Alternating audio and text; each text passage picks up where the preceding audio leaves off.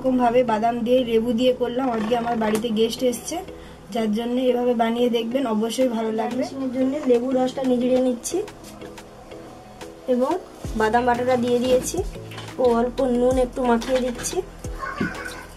আর ওই পাশে তেলটা আমার গরম হচ্ছে, গরম প্রায় হয়ে গিয়েছে। মাছগুলো ভেজে নিচ্ছি।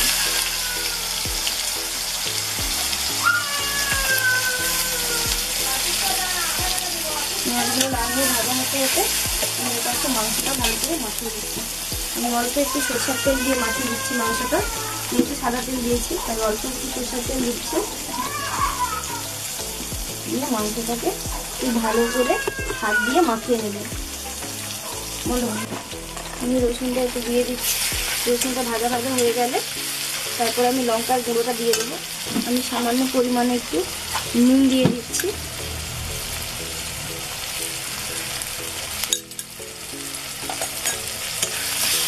ভালো করে নেড়ে নেব এটাকে।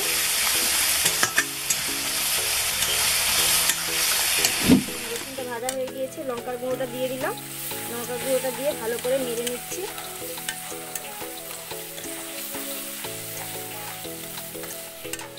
লঙ্কার গুঁড়োটা আমার প্রায় ভাজা হয়ে গিয়েছে।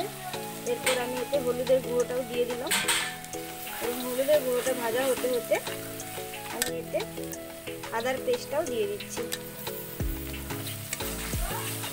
দিয়ে ভালো করে নেড়ে নিচ্ছি। একটু ভালো করে কষিয়ে কষিয়ে মাছগুলো প্রায় কষা হয়ে আসছে। আমি একটু তেল ছেড়ে দিচ্ছে, তাই আমি অল্প করে সামান্য একটু জল দিয়ে দিচ্ছি। এতে জল দিয়ে আমি আবারও ভাত করে নেড়ে নিচ্ছি। আমার মশলাটা প্রায় কষা হয়ে গিয়েছে। আমি মাংসটা এটা ঢেলে দিচ্ছি।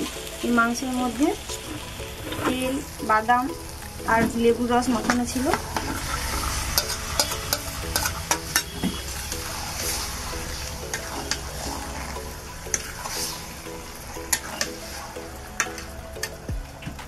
আর আলুগুলো তার মধ্যে দিয়ে একসঙ্গে ভালো করে নেড়ে নিচ্ছি।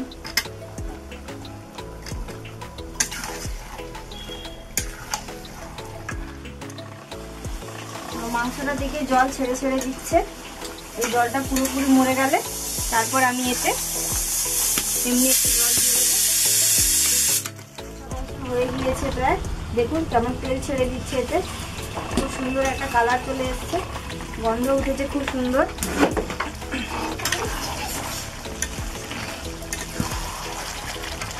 এরপর আমি একটু সামান্য জল দিয়ে দিচ্ছি।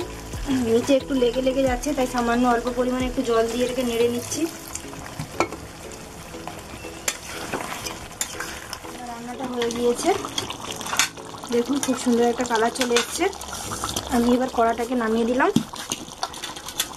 নামিয়ে একটা পাত্রের মধ্যে এটাকে ঢেলে দিচ্ছি। আপনারা তো সকলেই মাংস রান্না করেন বাড়িতে, মাংসের ঝোল আলু দিয়ে। আমি এভাবে করলাম, একটু অন্যরকম ভাবে বাদাম দিয়ে লেবু দিয়ে করলাম। আজকে আমার বাড়িতে গেস্ট এসছে, যার জন্য এভাবে বানিয়ে দেখবেন, অবশ্যই ভালো লাগবে। ভালো লাগলে আমাকে কমেন্ট করে জানাবেন।